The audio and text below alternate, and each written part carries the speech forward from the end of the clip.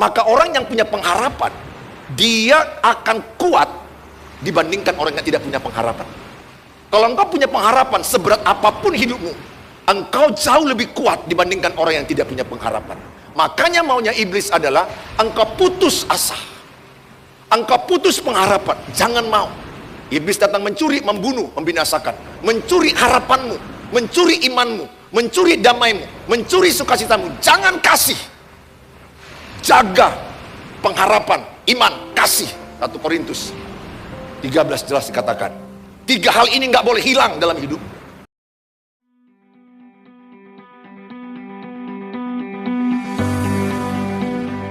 Hari ini kita diberkati dengan tema jiwa yang tenang. Jiwa yang tenang di masa krisis, jiwa yang tenang di masa sulit, jiwa yang tenang di masa genting hidupmu. Tetap tenang, karena engkau bersama Tuhan Yesus. Kalau ada Tuhan Yesus, belajar tenang. Dalam tinggal tenang, itu kekuatan. Jangan gumarapus. Do you know what is gumarapus? ya maksudnya jangan jadi gugup, jangan jadi bingung. Kita mau tenang. Mazmur 62 ayat 1 sampai ayat yang ke-13. Saya ajak kita sama-sama membaca dengan kuat. 1, 2, ya.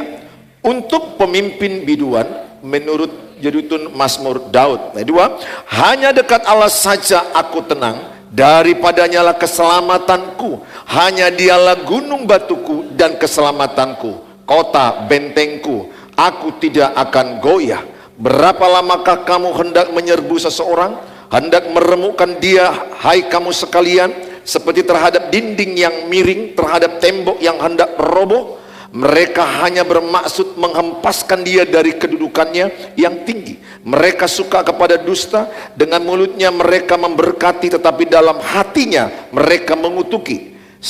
Hanya pada Allah saja kiranya aku tenang, sebab daripadanya lah harapanku. Terus, hanya dialah gunung batuku dan keselamatanku, kota bentengku, aku tidak akan goyah. Terus, pada Allah ada keselamatanku dan kemuliaanku, gunung batu kekuatanku, tempat perlindunganku ialah Allah.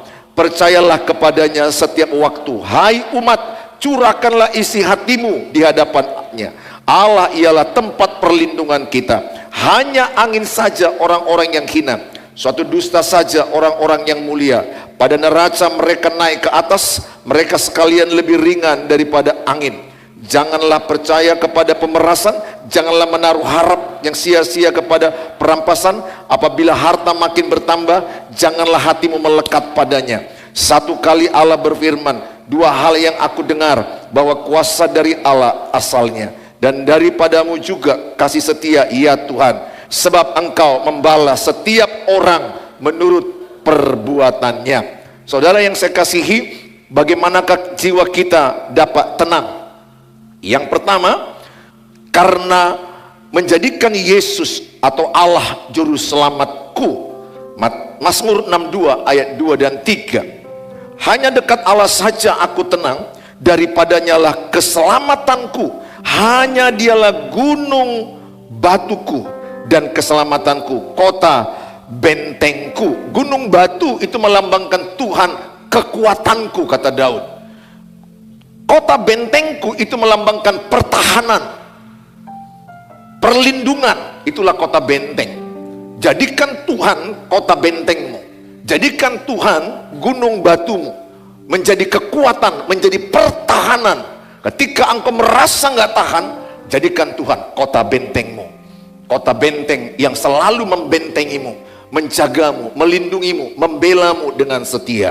Saudara yang saya kasihi dalam nama Tuhan Yesus, perikop ini adalah cerita daripada pemazmur Daud. Bagaimana Daud mengalami hati yang gelisah, hati yang cemas, hati yang penuh dengan mencekam, menakutkan. Karena dia dikejar-kejar anaknya Absalom untuk dibunuh, dikudeta. Anak lu membunuh ayah. Sadis sebenarnya. Anak yang disayanginya lagi ini. Anak yang disayanginya. Anak yang mungkin tempat curhatan dia di hari tuanya, atau tempat masa tenangnya. Ternyata anak pun tidak bisa membuat dia tenang. Memang background ini kan ceritanya Ada adik Absalom namanya Tamar, diperkosa anak Daud juga, lain mama, namanya Amnon. Amnon memperkosa Tamar, kemudian abangnya Tamar namanya Absalom. Balas dendam, dibunuhnya Amnon. Kemudian dia marah kepada ayahnya, karena ayahnya Daud tidak marah kepada Amnon, membiarkan saja. Sehingga dia balas dendam, dibunuhnya Amnon, kemudian dia mau bunuh juga ayahnya sekaligus kudeta. Dia merasa mencekam hatinya, merasa sedih. Dia sayang sama anaknya. Dia bisa lawan anaknya karena dia pakar perang, dia ahli perang. Tapi dia dalam posisi jebakan yang tidak mudah. Anak yang kesayangannya mana mungkin dilakukannya. Dia berangkat meninggalkan rakyatnya pun sedih hatinya. Di dalam pelariannya lah muncul Mazmur 62 ini. Di dalam situasi yang sedih hidupnya, dia curhat kepada Tuhan. Maka Mazmur 62 dikatakan pada ayat yang ke-9, curhat kepada Tuhan. Ceritakan beban hidupmu kepada Tuhan. Maka dikatakan Mazmur 62 ayat 9, percayalah kepadanya setiap waktu. Percayalah kepada Tuhan setiap waktu, hai umat. Curahkanlah isi hatimu di hadapannya. Allah ialah tempat perlindungan kita. Di tengah-tengah pelariannya, di tengah-tengah kesesakan hatinya, sesak, dia curahkan isi hatinya.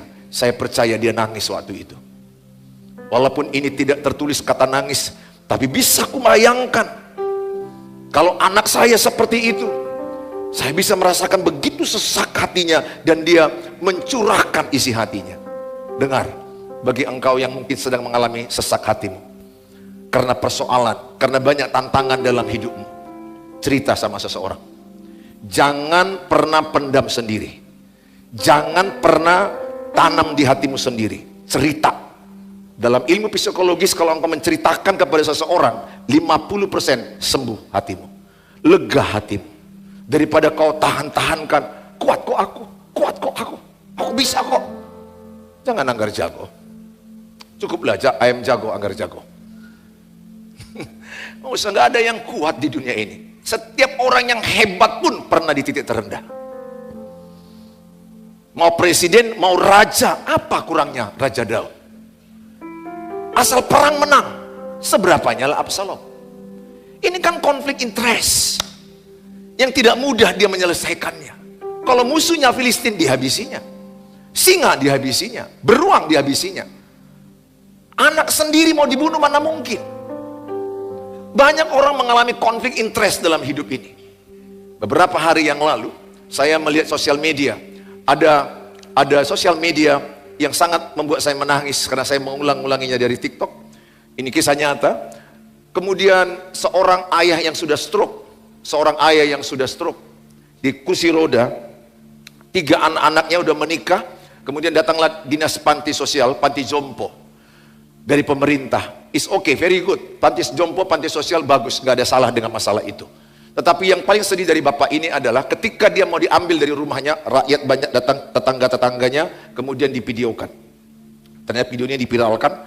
Kemudian dari panitia panti jompo itu berkata, ibu, bapak, 1 bapak, 2 ibu. Sudah pasti ya, bapak ini tidak ada disesali kami bawa ke panti jompo. Oh enggak, kami sudah ikhlas, kami tulus. Ada apa-apa, kalau entah ada apa-apa, enggak kami disalahkan ya. Maksudnya kalau mati di panti jompo, kami enggak disalahkan ya. Dia bilang, enggak, dibawa. Bapak itu saya lihat, dia dalam stroke, ngomongnya gugup. Saya bisa bayangkan, dia pegang tangan anak perempuannya sambil nangis. Jangan. Maksudnya, jangan buang aku. Jangan kau campakkan aku. Ketika itu kulihat berulang kali saya nangis. 1 ibu bisa merawat 10 anak. 10 anak belum tentu merawat 1 ibu. Realita. Ibu itu bisa dibolah-bolahkan. Itu membuat saya nangis. Orang tua, besarkan anakmu dengan tulus. Jangan berharap dia merawat. Suatu waktu kau kecewa. Orang tua berpikir nanti anakku besar, nanti dialah yang merawat aku. Dialah yang akan mengasuh aku, memperhatikan aku. Anakmu bisa menyakiti hatimu. Ini realita. Banyak yang sedih dalam dunia ini. Banyak yang membuat orang gelisah. Istri berpikir, wah aku kalau udah menikah, nanti aku punya suami yang menjaga aku. Suami yang melindungi aku. Suami yang membela aku. Suami yang membawa aku ke rumah sakit ketika aku sakit. Dia membayangkan yang indah-indah. Memang semestinya itu dong. Suami siaga, suami siap jemput antar jaga. Kan itu suami siaga, harusnya begitu. Ya saya begitu sama istri saya. Berkali-kali saya membatalkan pelayanan. Kalau ada istri saya sakit, anak-anak saya sakit, saya batalkan. Pelayanan bisa saya ganti, pendeta pengganti banyak, suami pengganti gak ada. Ayah pengganti tidak ada. Dan itu sudah saya buktikan karena saya lebih mengasihi dia daripada pelayanan. Lebih mengasihi anak-anak saya daripada pelayanan. Tapi tidak sedikit ibu-ibu, masa gadisnya dia ceria, masuk ke pernikahan, bonyok-bonyok. Masa gadisnya dia ceria-ceria, pokoknya paling ceria lah di gereja ini sama di mana-mana. Maha hadir dia, maha ceria. Masuk pernikahan, mukanya senyum.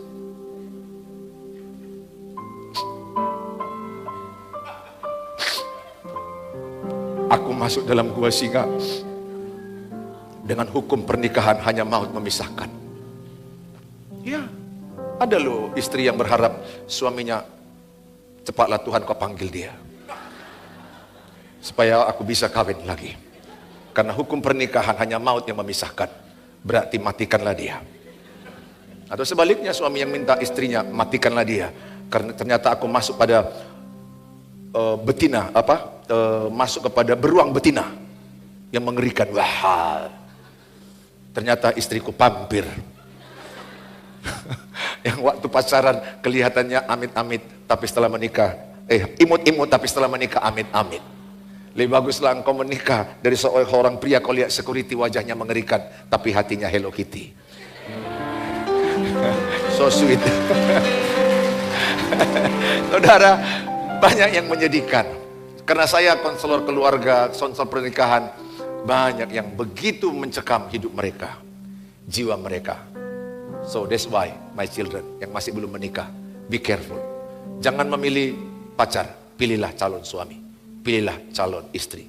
Temanmu sampai tua, temanmu sampai maut memisahkan. Be careful, lambat sikit nggak apa-apa.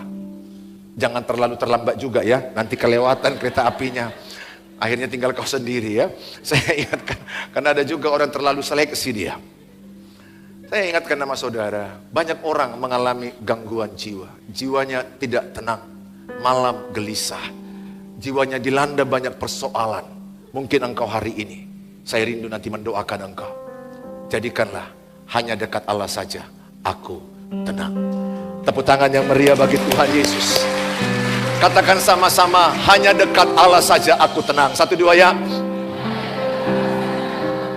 Tuhanlah pengharapanku, Tuhanlah juru selamatku, Tuhanlah perlindunganku, kota bentengku, gunung batuku, aku aman dalam Dia. Tepuk tangan yang meriah bagi Tuhan Yesus. Saudara yang saya kasihi, saya mengajak setiap kita sama-sama belajar hari ini bagaimana kita tenang di dalam Tuhan. Karena Allah adalah juru selamat kita. Juru selamat itu dalam bahasa Ibraninya adalah Wiswati. Artinya adalah dia bisa melindungimu dengan offensif, menyerang musuh-musuhmu. Sebagaimana Yosafat ketika berdoa, berpuasa, berlutut, Allah menghabisi musuh-musuh Yosafat. Berdoa, berpuasa, berlutut, Allah berperang. Ketika engkau berdoa, Allah sedang berperang untuk membela seluruh masalah-masalah hidupmu. Makanya jangan pernah, tetaplah engkau berdoa, tetaplah engkau angkat tangan. Mungkin engkau berkata, aku udah berdoa tapi Allah belum menjawab. Aku udah berdoa tapi Tuhan belum menolong aku. Dengar, semuanya itu ada waktunya Tuhan. Lihat Musa, sepanjang dia berdoa, Israel menang. Musa sejak tangannya turun, Israel kalah di lembah. Makanya Harun dan Hur menopang mereka. Kadang-kadang letih Musa, kadang-kadang letih Musa, tapi terus dia sadar doa mengalahkan, doa mengalahkan, doa adalah kemenangan, doa adalah kemenangan. Dia terus berjuang dan dia memiliki support system Harun dan Hur, sehingga engkau tidak bisa sendiri menghadapi masalah. Selain Tuhan Yesus, engkau perlu keluarga rohani. Engkau perlu keluarga rohani. Engkau perlu keluarga fisik yang mendukungmu. Engkau perlu keluarga rohani yang mensupportmu. Aiker-aiker, kaum ibu, kaum bapak, pemuritan. Sehingga ketika engkau lemah ada yang menguatkanmu. Ketika engkau drop ada yang mengangkatmu. Makanya engkau penting dalam komunitas yang sehat. Jauhi pergaulan yang buruk yang membuat engkau lemah. Jauhi kata-kata yang beracun yang tidak suka dengan kemajuanmu. Keluar segera dari situ. Jangan pertahankan teman-teman toksik, teman-teman yang beracun, yang susah melihat engkau maju, susah lihat engkau bahagia, senang lihat engkau susah, susah kalau kau senang. Engkau harus memilih teman. Mengasihi semua orang iya, berteman tidak semua orang. Alkitab yang bilang itu. Pergaulan yang buruk merusak kebiasaan yang baik. Jangan duduk dengan pencemooh. Berarti Tuhan jelas siapa circle-mu, menentukan hidupmu 70%. Saya mengajak sama saudara untuk belajar tenang ketika ada masalah. Bagaimana caranya? Paling tidak Yohanes 10 ayat yang ke-27, 28, 29. Domba-dombaku mendengarkan suaraku dan aku mengenal mereka dan mereka mengikuti aku. Dan aku memberikan hidup yang kekal kepada mereka. Dan mereka pasti, katakan pasti. Satu-satunya di Alkitab yang kita lihat ada kata pasti yang paling jelas. Yang lainnya juga mendukung kalimat yang berkata memperoleh hidup yang kekal selama-lamanya dalam Tuhan Yesus. Tapi ini di sini kata ini lebih to the point. Pasti selamat. Pasti tidak akan binasa sampai selama-lamanya. Dan seorang pun tidak akan merebut engkau dari tanganku. Bapakku yang memberikan mereka kepadaku lebih besar daripada siapapun. Dan seorang pun tidak dapat merebut mereka dari tangan Bapa. Kalau engkau di tangan Bapa, tidak satu pun yang bisa merebut engkau. Tangan Bapa besar untuk menopang engkau, menjaga engkau. Dan pasti selamat. Makanya orang yang dalam Tuhan Yesus pasti selamat. Tapi jangan asbun dalam Yesus tapi perbuatan lama. Jangan berkata dalam Yesus tapi hidup masih dalam dosa terus menerus. Bukan tidak bisa jatuh dalam dosa, tapi tidak bisa hidup dalam dosa. Itu namanya anak Tuhan. Anak Tuhan tidak bisa hidup dalam dosa, tapi bisa jatuh dalam dosa. Beda jatuh, beda hidup. Sama dengan ikan, bisa jatuh di karpet ini, menggelepar. Tapi dia nggak bisa hidup di karpet ini.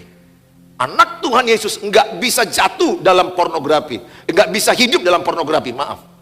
Bisa jatuh dalam pornografi, dalam kenajisan, perzinahan, tapi tidak bisa hidup. Makanya anak Tuhan Yesus itu kalau engkau jatuh dalam perzinahan, pasti gelisah hatimu. Pasti gelisah hatimu. Berbohong aja gelisah hatimu, berarti engkau masih anak Tuhan Yesus.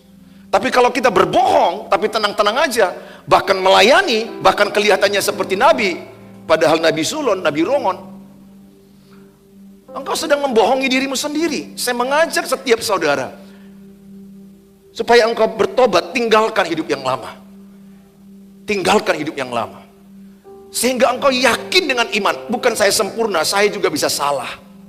Tapi ketika salah mataku melihat wanita, ingat Matius 5 ayat 28, anak muda, bapak-bapak, anak gadis juga, mama juga, sama aja.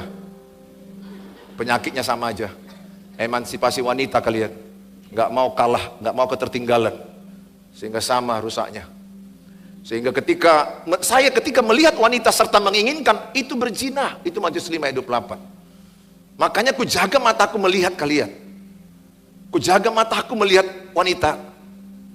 Kecuali istri, anak-anakku, mamaku. Untuk melihat yang lainnya ku jaga. Lihat Daud, kenapa dia jatuh? Gara-gara dia melihat Batseba. Jatuh. Dan kalau orang jatuh dalam perzinahan tidak bertobat, Wahyu 2 berkata, tidak bertobat, pasti akan mengalami kesakitan. Kedua, mengalami kerumitan hidup. Rumit hidup orang yang jatuh dalam dosa. Makanya segera tinggalkan dosa. Jangan pelihara dosa. Saya akan bacakan kepada saudara Yesaya 30 ayat 15. Yesaya 30 ayat 15. Sebab beginilah firman Tuhan Allah yang Maha Kudus, Allah Israel, dengan bertobat. Ini Yesaya berbicara kepada umat Israel. Dengan bertobat dan tinggal diam, kamu akan diselamatkan. Dalam tinggal tenang, dalam tinggal tenang dan percaya terletak kekuatanmu, tetapi kamu enggan. Yesaya menyampaikan kepada orang Israel, bertobat. Saudara yang masih hidup dengan perzinahan, pornografi, bertobat. Kalau engkau tidak bertobat, pasti nggak tenang hidupmu. Bahkan bagi engkau yang pacaran, sedang berpacaran tapi selingkuh dengan yang pacar lain, dengan yang lain, pasti nggak tenang kau dalam berselingkuhan itu. Suami-suami yang berselingkuh, istri-istri yang berselingkuh, cek pengalamanmu. Laki-laki juga yang cowok-cowok yang pacaran, cewek-cewek juga, coba jujur aja, ketika kau berselingkuh, tenang nggak? Mana ada tenang? Pasti kau akan repot menjaga ini. Makhluk yang satu ini, disinilah setannya. Berlapis-lapis kau buat pinmu. Lapis 1, lapis 2, lapis tingkat batin. Capek kau, benar. Bohong itu capek gak? Satu kebohongan akan melahirkan kebohongan lain. Kalau kau bohong, akan bohong lagi, bohong lagi, bohong lagi. Capek, karena menutupi kebohongan yang pertama. Jujur. Mazmur 37:37, orang jujur ada masa depan. Kalau saudara bohong, pasti gelisah. Makanya Nabi Yesaya berkata kepada orang Israel, bertobat, tinggalkan perzinahan, tinggalkan hal-hal berhala, tinggalkan sungut-sungut, tinggalkan hidup yang tidak benar. Pasti, kalau engkau bertobat dan engkau mau tinggal tenang, percaya kepada Tuhan, serahkan seluruh hidupmu kepada Tuhan, pasti itu jadi kemenangan dalam hidup saudara. Terakhir dalam hidup ini adalah the power of surrender. The power of surrender adalah kuasa berserah. Gak bisa kita seperti mau kita hidup ini. Gak bisa sepertinya mau yang seperti yang kupikirkan inilah maunya pernikahanku. Maunya seperti yang kupikirkan inilah suamiku. Datang suaminya, maunya seperti yang kupikirkan inilah istriku. Kok datang pula di luar pikiranku. Ingat ya, cari pasangan itu jangan cari yang cocok. Cari yang tidak cocok. Kalau engkau menemukan yang tidak cocok, maka ketidakcocokan itu saling melengkapi. Kalau kau cari yang cocok, udah kau suka terlambat, jumpa yang cocok. Sama-sama suka terlambat. Jam berapa kita pesawat berangkat? Jam 7 pagi. Sebentar lagi ya. Iya. Harus jumpa kau pasangan yang mengatakan cepat, cepat, siap gerak. Seperti istriku sama aku. Aku bersyukur jumpa istri seperti dia. Saya sangat bersyukur. Kadang-kadang memang dia marah. Cepat Pak, cepat. Kalau ku bawakan lambatku, kereta api udah sampai di sana. Kalau dia cepat, itu membuat kita saling melengkapi. Saya melengkapi dia juga. Kalau ada orang baru dia bingung ngomong apa, saya bisa melengkapi dia. Saya datang sehingga orang baru itu bisa ngomong dengan saya. Sama saya orang baru 5 menit pun seperti 5 tahun. Kalau istri saya jumpa orang baru, ngomong dari mana, ngomong dari mana. Aduh, ngomong apa ya, ngomong apa ya, aku nggak tahu ngomong apa. Jadi kalau aku nggak ada, jangan pergi sinilah, aku nggak kenal ngomong apa, aku makhluk ini ngomong apa. Ya ngomong aja, katakanlah bahwa bunga-bunga itu indah, katakanlah masalah ini, cuaca dingin, banyak mau diomong. Karena dia bingung lihat saya, baru jumpa orang, kok udah kenal lama kalian ya. Itulah kasih karunia. Kasih karunia aku perhata, kasih karunianya perhobas. Jadi saling melengkapi. Jadi kalau engkau jumpa pasanganmu sekarang yang beda-beda, udahlah nikmati. Jangan kau suka dengan, wah gak cocok. Enggak. Pernikahan itu tidak ada yang cocok. Dicocok-cocokkan. Bilang sebelahnya, dicocok-cocokkan. Itu rumus pernikahan, cocokkan, paskan. Paskan aja. pasnya itu. Pokoknya sudah diberkati, udah pas gitu. Kalau kau bilang, ih nggak sangka kok begini, berubah kali kau. Bukan berubah dia. Emang itu aslinya. Kau aja belum tahu. Nikmatilah pernikahan. Nikmatilah. Keparapat itu paling enak, belokannya itu. Naik gunung, naik atas. Ya, itulah paling enak ke Lake Toba. Mana Lake Toba namanya? Rata terus. Pernikahan pun nikmatnya itu di belokan itu. Udah mau jatuh. Nah, apa-apa. Ada kasih karunia Tuhan. Saya mengajak sama saudara, nikmati setiap hidupmu. Life is too short. Hidup ini singkat, nikmati. Sepahit apa hidupmu, telan. Dalam nama Yesus, nikmat. Karena Allah turut bekerja dalam segala perkara, mendatangkan kebaikan bagi orang yang mengasihi Dia. Pahit memang tablet pil, tapi itu obat bagimu. Sepahit apa hidupmu, itu obat bagimu. Kalau ada Tuhan Yesus, semua jadi manis. Lihat air di Marah. Orang Israel merepet-repet. Pahitnya Musa, pahitnya Musa, pahit. Tapi Allah membuat mujizat. Musa, ambil kayu sebelahmu, celupkan di sumur air di Marah ini. Berubah jadi manis. Kalau ada Yesus di rumah tanggamu akan manis. Kalau ada Yesus dalam pernikahanmu, pernikahanmu pasti manis. Kalau ada Yesus dalam hidupmu, hidupmu pasti manis. Oleh karena itu, pastikan Yesus juru selamatmu. Saya mengajak sama saudara baca 1 Petrus 4 ayat 7. Jadi jelas Yesaya menyampaikan kepada orang-orang Israel, bertobat, tinggal diam, percaya, tenang. Jadi ada kalanya kita hanya tinggal percaya, berserah. I do my best, let God do the rest. Aku udah lakukan sebisaku Tuhan, selebihnya aku serahkan padamu. Engkau tidak bisa mengubah suamimu, engkau tidak bisa mengubah mertuamu, engkau tidak bisa mengubah istrimu, engkau tidak bisa mengubah orang lain. Tidak pernah Tuhan menyuruh kita mengubah orang lain. Tuhan menyuruh kita ubah dirimu sendiri. Makanya saya tidak mau mengubah istri saya. Saya tidak mau mengubah anak-anak saya. Kalau saya mengubah dia, kami berantem. Tuhan gak pernah suruh saya mengubah siapapun. Tapi Tuhan suruh saya, ubah dirimu.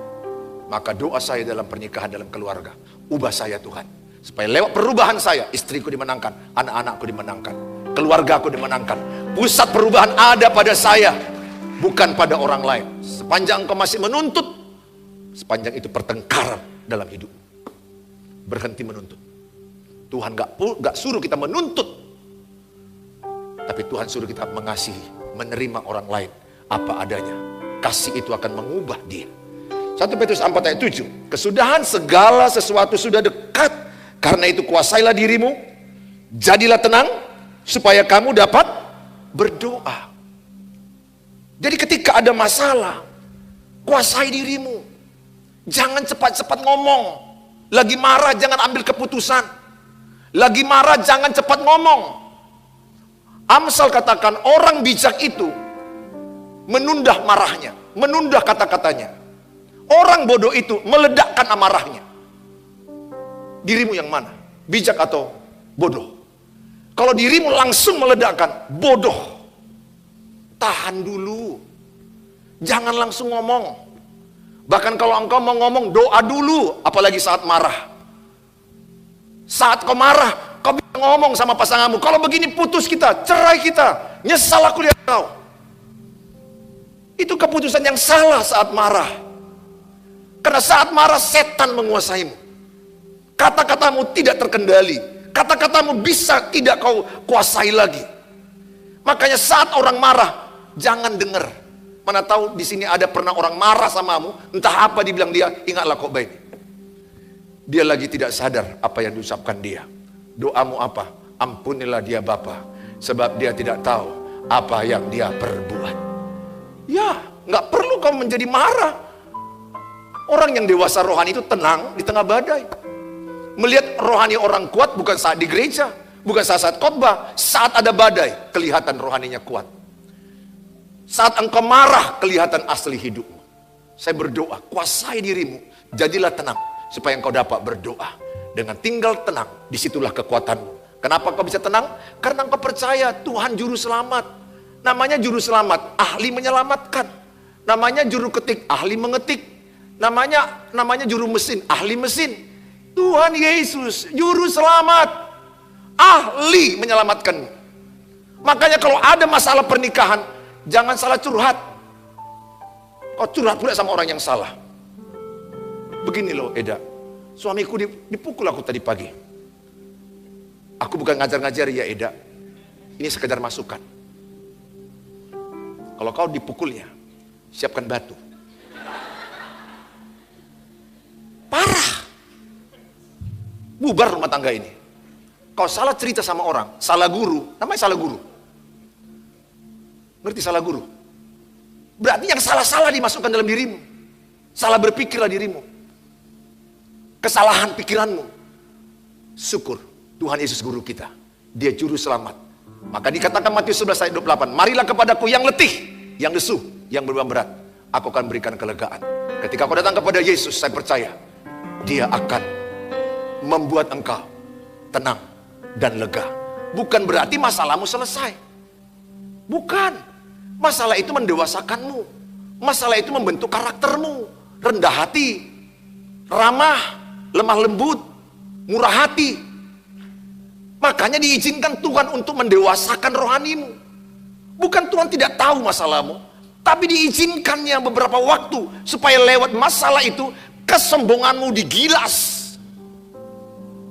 Itu tujuan Tuhan. Lihat, Tuhan gampang berkata kepada danau, tenang, tenang danau itu.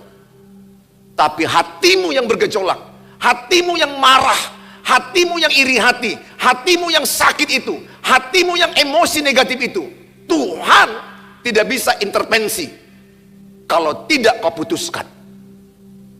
Keputusanmu di sini diperlukan Tuhan. Untuk di luar Tuhan bisa bilang hujan berhenti, petir berhenti, angin berhenti. Tapi untuk hatimu Tuhan gak bisa ubah. Kalau engkau berkata, gak mau aku Tuhan, aku benci sama dia, aku dendam sama dia. Tuhan tidak bisa paksa dirimu. Karena ada free will, kehendak bebas. Oleh karena itu, ambil keputusan pada hari ini. Kuasai dirimu, jadilah tenang. Yang kedua, karena Allah pengharapanku.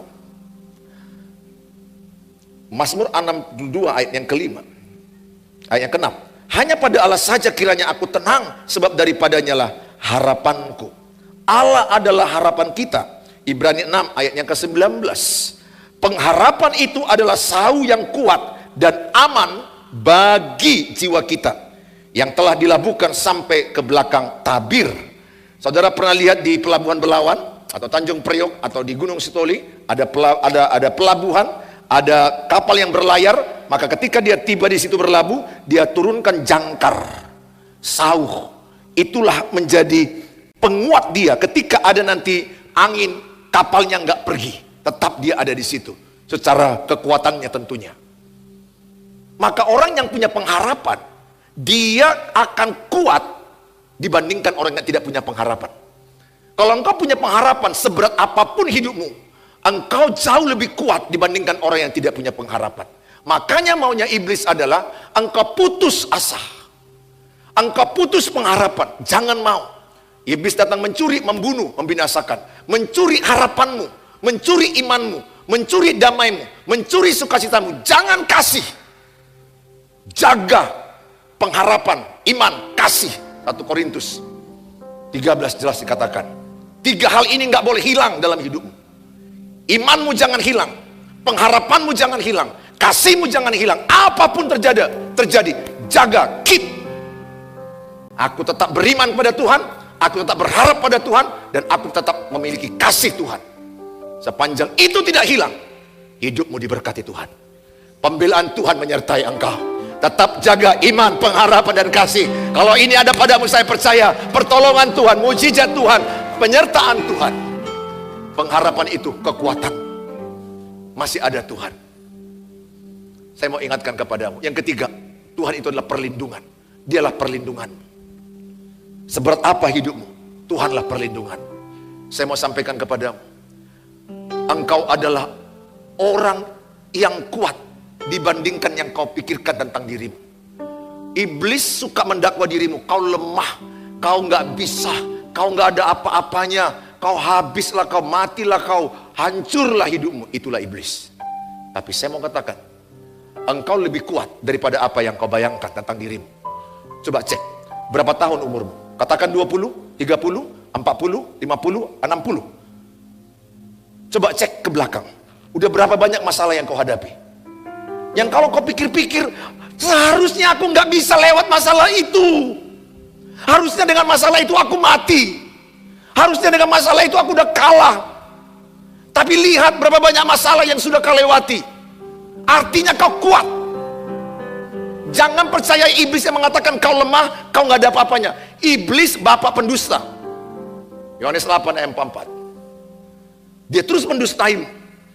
Yang kedua, yang pertama tadi engkau sudah banyak melewati masalah. Yang kedua, di tengah masalahmu yang berat sekalipun di titik terendahmu, tapi engkau masih bisa menolong orang. Itu orang kuat.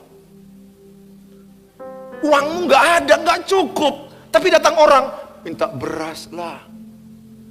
Uangmu aja udah nggak ada, berasnya aja nggak cukup untuk kami.